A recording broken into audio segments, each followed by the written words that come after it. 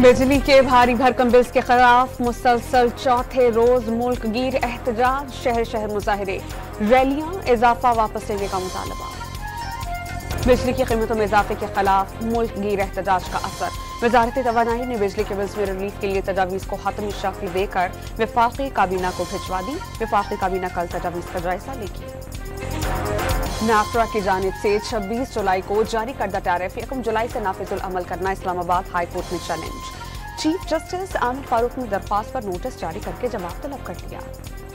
कोहास के इलाके दर्रा आदमखेल अखोरवाल में कोयले के कान में गैस भर जाने से धमाका। हादसे में 3 कानकन जामहक हो गए। इक़्तिसादी राब्ता कमेटी ने चीनी की बरामद पर पाबंदी आयद करने के फैसले की मंजूरी दे दी। वजारत तहफ़्फ़ुज़ क़ौमी खुराक को चीनी की ज़ख़ीराअंदोज़ी और स्मगलिंग की रोकथाम के लिए तमाम मुताल्लिक़ा इदारों से मिलकर काम करने की हिदायत।